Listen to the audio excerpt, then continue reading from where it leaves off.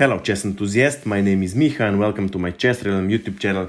So chess tournament in Gibraltar called Battle of Sexes has recently ended. We had top 10 female players playing against the same rated male counterparts. So we had 12 rounds. Let's take a look at the game from the 6th round between Husain Aziz and Nino Batsiashvili. Let's see what happened in the game. Husain Aziz had white pieces and he started with e4, e5, knight to f3, knight to c6, knight to c3, knight to f6, and now d4, and we have Scotch variation of a 4 knights defense. So black captures pawn on d4, knight recaptures, and now bishop to b4, pinning this knight on c3, who is the only defender of pawn on e4, therefore putting pressure on it. And of course, the theory suggests that white should capture this knight on c6, and this is what happened in the game. Knight captures on c6, b pawn recaptures, and now bishop to d3, further protecting this pawn on e4. And now black castles king side, pretty much standard move, and white also, more or less according to the theory. And now black plays d5. Of course, if white captures on d5, then black recaptures and gets rid of the double pawns along the c file. And capturing on d5 with the pawn from e4 is indeed by far the most common options for white. But in the game, white plays bishop to d2. Of course, black can capture, but then knight recaptures, all pieces are protected, and black doesn't gain any advantage. But you might think that black can gain a pawn by capturing this knight on c3. Well, then bishop recaptures, and if pawn captures on e4, then bishop simply captures on e6, attacking the queen after queen recaptures, and bishop captures on e4, gaining the pawn back. If, however, knight captures here on e4, still bishop captures on e4 after d pawn recaptures, then queen to e2, let's say, putting pressure here on this pawn on e4, and also the pawn structure for black is very bad, so black with this pawn up is not doesn't have any advantage actually. So in the game, black plays rook goes to b8, protecting this bishop on b4. Now white has to be careful. For example, if white makes a random move, now black can capture this pawn on e4, and now if knight captures on e4, of course, knight simply captures on e4. Now if white captures this bishop is protected by the rook, and if, for example, bishop captures on e4, then this bishop on e2 is now double attack. Here black gains a pawn, and black gains a piece and wins the game.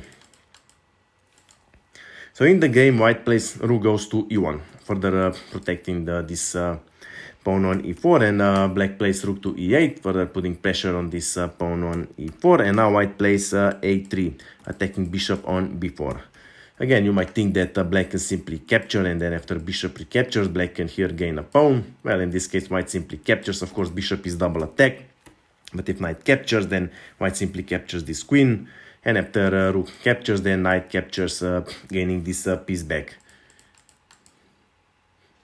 If, however, black first captures queen on d1, then simply rook from a captures on d1, and after knight captures on e4, again rook captures on e4, and rook cannot recapture because then we have this bank rate mating threat.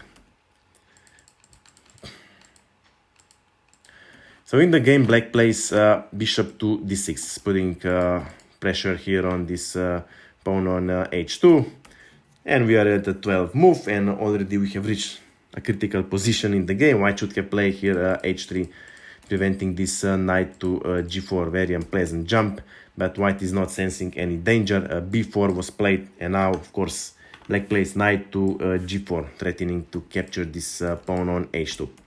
Now there are more ways to, let's say, protect it. If white plays g3, then black would simply respond with queen to f6. Of course, bishop cannot protect this f2 pawn because black threatens with queen to f2, because then bishop has to protect this knight on c3 also. If, however, white would play rook to f1, then black simply responds with bishop to e5, double attack here on this knight on c3, and also implicitly attacking this rook on a1. If, however, white would try here with h3, well, then black would anyway play bishop to h2 check. Of course, king has two options for his king. If king goes to h1, then knight goes to f2, forking this king and queen. If, however, king goes to f1, still we would have knight to f2, opening the position, sacrificing the knight. Of course, if king captures after queen to h4, There are, let's say, two main variations. If queen goes to f3, then queen to g3 check, after king to e2, queen to g2 check, king to e3, the only option. And now after bishop to e5, black threatens with this d4 pawn push, checkmating the king. And even if white to try to provide some space for the king, for let's say after bishop to f1, black would anyway play this d4 check. King has no other option but to go to d3, and after queen to g3 check, of course black can interfere here, but if king goes to c4, then the pawn simply captures here on c3, also attacking this bishop, and of course material is equal, but with this king in the open, this is simply a winning position for black. And now let's take a look at the other options. If king goes to f1, then here we would have, or I should say black would have to find this very nice bishop sacrifice, bishop to h3. Of course, the correct response from white is rook to e3, somehow trying to solidify his position, because if white captures king on h3, then queen to h3 check, king for example to e2, and after queen to g2 check, king to e3, and after rook from b goes to d8, again we have this unpleasant d4 pawn push with checkmate. Again, if white tries to provide some space, for example after bishop to f1 attacking the queen, black simply plays bishop to g1 check, and now the only option is king to d3, and then we will have queen to g3 check. There isn't any free square for his king for that. Let's say black interferes with bishop to e3, then black simply captures here on e4 with discover attack on the king. Once this king is removed, rook captures queen, and after that black also grabs this bishop on d3, gaining decisive material advantage. And okay, let's go back to our game. So in the game, white plays e, pawn captures on d5. And now, of course, bishop captures on h2 check. Again, like I said, there are two options for king.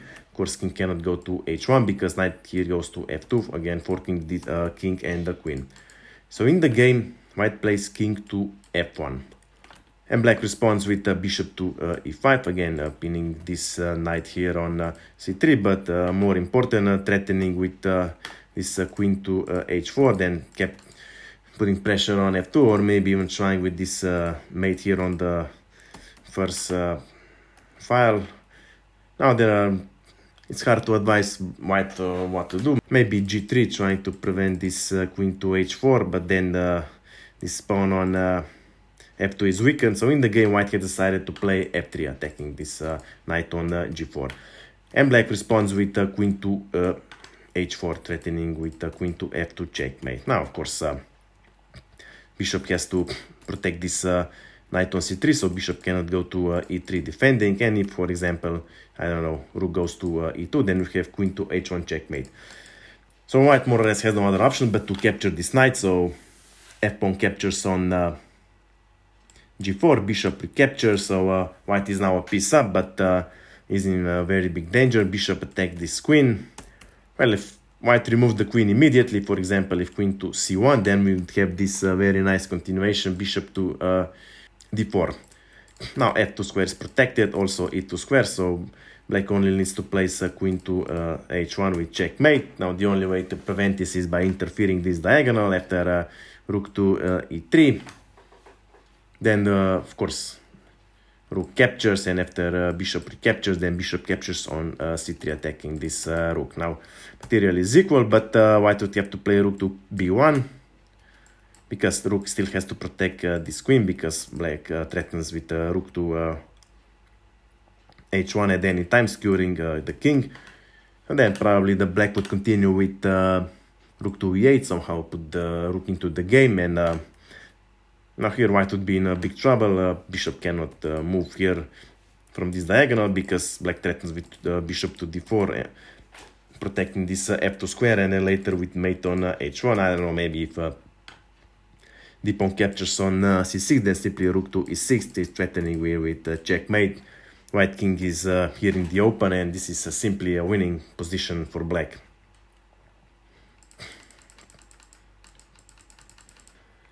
So in the game, white has decided to play rook captures here, bishop on e5. Now, of course, if black captures the queen on d1 immediately, then rook captures on e8 with check, and after rook recaptures, then rook captures here on d1.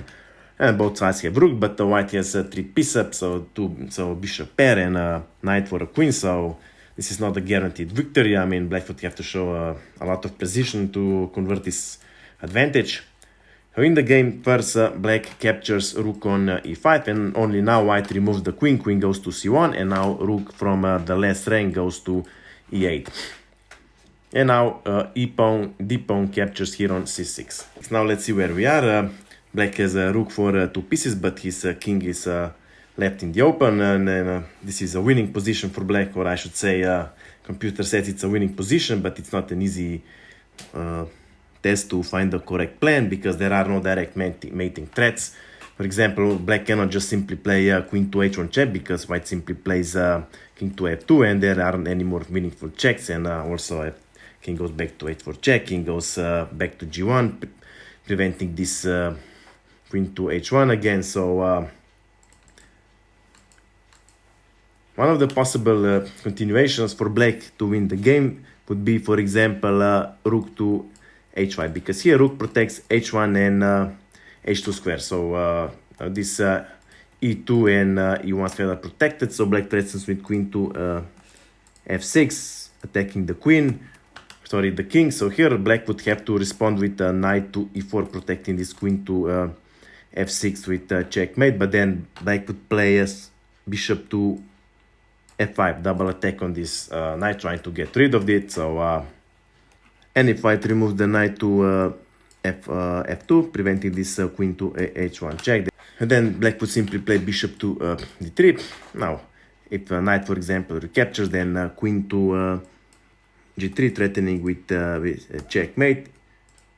If, however, pawn captures here on d3, then simply rook to f5, and this knight is pinned, threatening to capture. So let's say bishop to e3 doesn't help exactly. Then we have queen to h1 check, after king to e2, again queen to g2, again targeting this knight on f2. Bishop cannot help because it's pinned from the rook.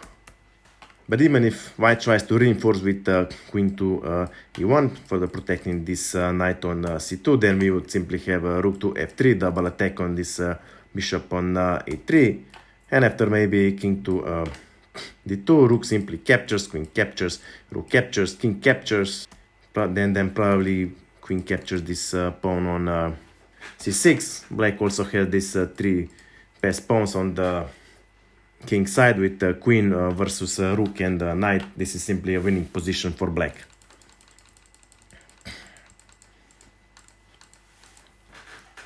Now another way to convert this advantage would maybe be a rook from the laser and goes to e6, trying to check this king. After king would go to g1, then queen to f2, again check. After king would go to h1, then rook to h1 with checkmate. Here black would have to prevent by a bishop to f4, but after rook to f6, bishop cannot capture because it's pinned, but after white removes the rook to g1.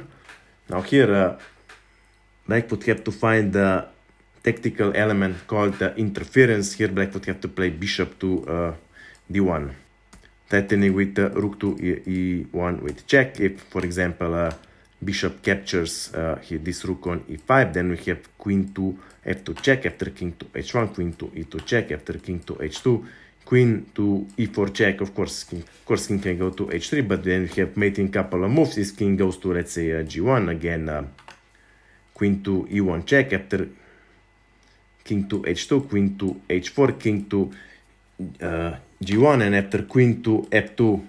Now we had some maneuvering, but now after king goes to h1, we have bishop to f3, threatening here with checkmate. Of course, queen to g1 doesn't help, because then we have rook to h6 check, and after queen to h2, we have queen to g2 checkmate. If, however, here white captures on f3, of course, queen captures. Now there are, let's say, 2 options, but in both of them white is lost. For example, after king to I don't know, h2, then queen to f2 check, after king to h3, rook to f3 check, king to g4, queen to g2 check, king to h1, and after rook to h3 checkmate.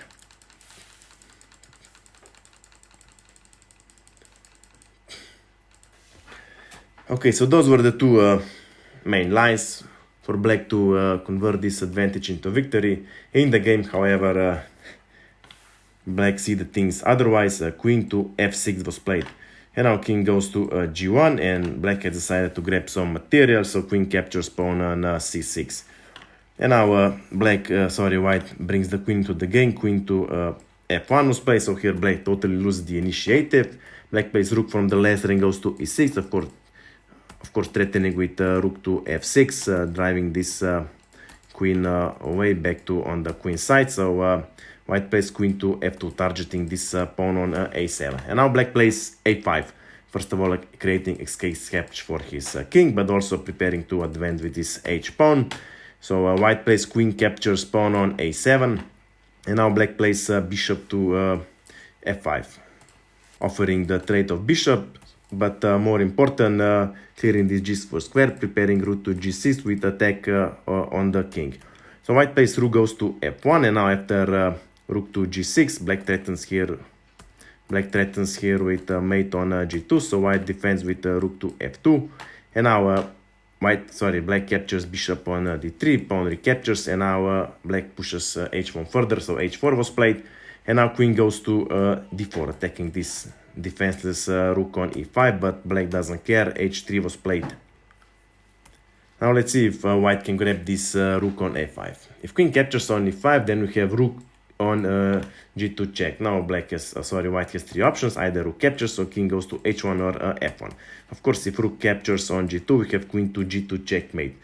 If, however, king goes to h1, then we have rook to f2 discover check, and then after king goes to g1, again we have queen to g2 checkmate. So here in this position, white would have to interfere the diagonal. Queen would have to go to e4, forcing the exchange of queens, because after queen captures, knight captures, and now this bishop on d2 is protected, but nevertheless black would play rook to f1 check. The only way for the white king is h2, but then after f5, this knight is attacked. If white doesn't remove the knight, then knight is gone. If, however, knight goes, let's say, to g3, we have rook to f2, double attack on king and the bishop, and after king to h3, rook captures bishop on d2. Knight to f5 doesn't help, because then rook captures here again, check, and again gaining additional piece. So this is winning for black. If, however, king would go to f2, then rook would simply capture on f2, of course, again threatening with queen to g2. So here white would have no other option but to capture the rook, and after queen to g2, king goes, let's say, to e3, but then black would play e2, preparing to promote the next move. Of course, white can deliver a few checks, but that's it, and this is also winning for black. So the bottom line is this rook on e5 cannot be touched. Instead, white plays queen to d8 check. And of course, if king goes to h7, then white would play queen to h4 check. Rook cannot interfere because h square is protected by the bishop. So after king would go back to g8, queen would grab this pawn on h3, and white would be winning. So in the game, black interferes the check with the rook to e8, and now white plays queen to d5. First of all, attacking defenseless queen on c6, and also threatening with queen to f7 check, and also attacking both rooks. So black more or less has no other options but to capture queen on d5, and now knight recapture. So now let's see where we are. White has one passed pawn, but black is on the move and plays h pawn captures here on g2. Of course, white cannot capture with rook on g2, because after rook captures on g2, king captures, and then black would play rook to e2, again double attack on king and the bishop, and this would be again winning for black, because rook would probably easily stop these two pawns on the queen side. Okay, so in the game, white plays a4, preparing to advance with the a pawn all the way to the last rank. Now, it's not easy to advise black on what to play, because, for example, if rook goes to a8, trying to stop this a8 pawn, then knight simply jumps here on a7, forking both king and rook. And if, for example, rook goes to a6, again trying to stop this a pawn, then knight simply captures here on c7, forking both rooks. So, yeah. Pawn on c7 is still under attack. Maybe you are thinking that c6 is a good option, attacking the knight. Well, Knight would simply probably go back to a4, attacking the rook, and the problem is that this c6 pawn blocks this rook, so rook cannot help advancing this a pawn, so not easy text for black. In the game, black plays rook goes to g3, attacking this pawn on d3, but white plays b5, and now rook captures here on d3, attacking knight on d5, and now finally knight captures this pawn on c7, attacking the rook, and rook from e8 goes to d8, double attack on bishop on d2, but white doesn't care. b6 was played, further advancing, and now of course rook captures on d2, rook recaptures, and white plays b7, and white is one move from promoting this pawn. Well, there are two ways to stop this pawn. If rook goes to b2, then simply knight to b5, and rook is blocked, and white can promote. So in the game, black played rook goes to d8, and now of course white runs now with the a pawn. So a5 was played, rook goes to b8, and now a6. Now one of these pawns is going to promote, but black pulls off the last ring. King goes to h7, avoiding immediate check from the last rank. Well, white have to be a little careful. If white plays a7, for example, then rook captures on b7, and if white promotes, rook captures this knight. And this is one of the positions where knight with two pawns should be able to set up some sort of a fortress. So white with the queen, it's not very likely that he would win this game. So in the game, white plays knight to d5. Of course, black might have very well resigned, but still in the game, f5 was played. King captures on g2. Now the plan of white is simple. Knight is going to go to e7 on the c6, attacking the rook, driving it away, and white is going to promote one of these two pawns, winning decisive material advantage, and realizing this. In this position, Nino Batsiashvili resigned the game. So I hope you like this game. I hope you have learned something from it. If you have any questions, you know where to find my email. It's below in the description. Of course, I invite you to visit my Instagram page. That's it for now, and see you soon.